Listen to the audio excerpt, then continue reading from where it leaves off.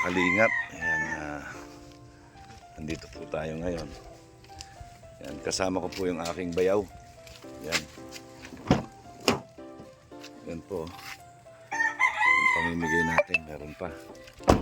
So, tara, puntahan na po natin si Jen. Nasaan si Dandan? Namasko? Okay lang. Yan, kamusta? Merry Christmas. Yan. Namasko sila? Kakaalis lang? Hindi ko nakita. Yan, kamusta? Kamusta ka? Kamusta ka na? Nakakagalaw-galaw na. Ari ko. Ay, lagi ka lang. Oo nga. Yan, yun. Nakakagalaw-galaw ng maayos. Yan po, wala po si Dandan. Namasko daw po kasama ang kanyang tatay. So si Jen lang po yun nandi rito. Anyway, ayan. Nagpunta kami dito kasi bili ni Ate Arlene bugas. Bugas, bili ni Ate Arlene na dalan kayo dito ng ayuda. Dapat kahapon, dapat nung pang 23. Di ba sunod-sunod yung malalakas na ulan. Hindi kami makalakad.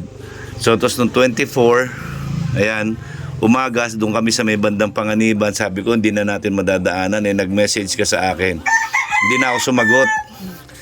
Dahil sabi ko pupunta naman ako. Kaya pinilit ko ngayong umaga kahit Pasko, sabi ko maihabol natin. So meron kang spaghetti dito. Yan, galing kay Ate Arlene O'Neill.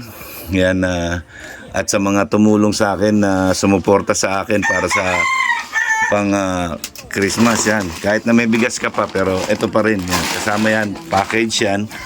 So, ayan po. Hindi pa rin ubos yung bigas nyo, no? Madami po kasi mga relief. Kakabukas lang po niya. Talaga? Ayan, meron na naman relief. Ayan.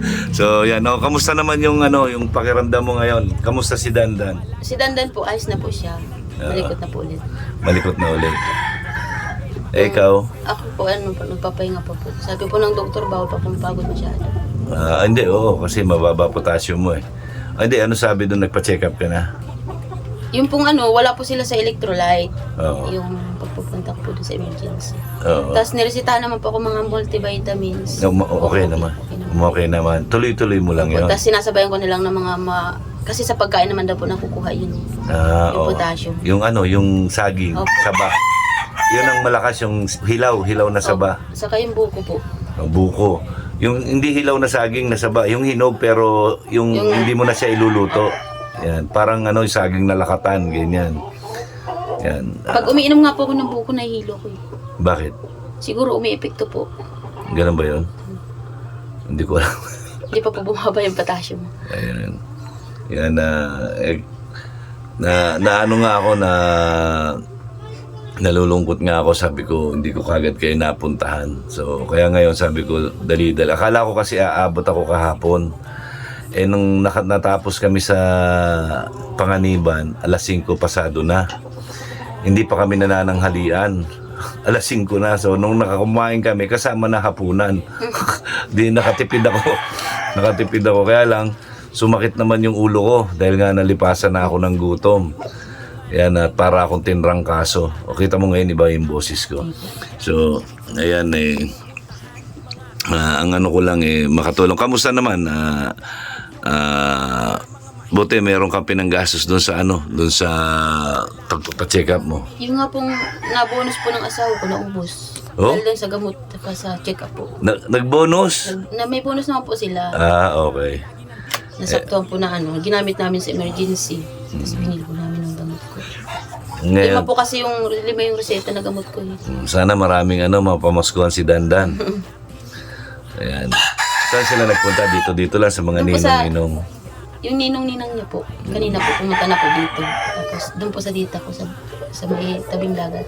Doon sa Ayun, so ayan. So kamusta naman yung kagabi niyo, Noche Buena ninyo? Wala po, tulog lang po kami kagabi. Tulog lang kayo kagabi? O ngayon, meron ka nang lulutuin. Pang New Year na po. Pang New Year na yan. Ayan. Sakto may corned beef pa po yung dala mo po, malaki. Meron? O tapos, ito, konting cash. Ayan. Tanggapin mo. Ayan, konting cash. Ayan, para meron kayong panggastos. Yung pambili-bili nyo ng kung ano-ano, tapos meron ka ng pambili ng Ricardo. Ayan. Bagay, ano na lang yan, hotdog na lang yan ay. Hotdog, corned beef, masarap na yan, di ba? O, may ketchup ka naman. Ayan, tapos may bigas pa, so okay na yan. Yan, mga importante, magsalo-salo kayo, magkakasama kayong pamilya, at wala kayong sakit, magpagaling ka. Yun nga po ang wish ko, sabi ko, sana po gumaling na ako. Kahit wala nang madaming pera, basta gumaling lang. Oo, kasi siyempre, apektado rin si Dandan pagka ikaw may sakit. Nagugutom nga po yun, naawa nga po ako sa kanya. Pag kami lang dalawa dito, tapos gutom na po siya, hindi ko naman po magalaw yung katawan ko.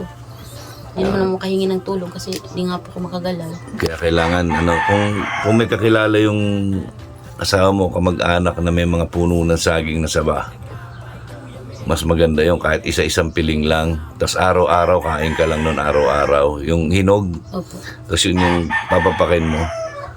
Malakas daw sa potassium yun yung saba. Ayan. Tao po. Yan, wala po, namamasko. Ayan. So ayan, Merry Christmas sa'yo, Jen. Merry Christmas po kay Ma'am Arlene O'Neill po. Yan. Maraming salamat po sa At saka doon sa marami sila na nagtulong-tulong, yung blessings na binigay nila sa akin, na pamasko nila sa akin, ang ginawa ko, inipon ko lahat at ibinili ko nito para lahat ng mga beneficiary ko, mabigyan ko sila kahit konti man lang pang Noche Buena nila or pamasko nila sa akin.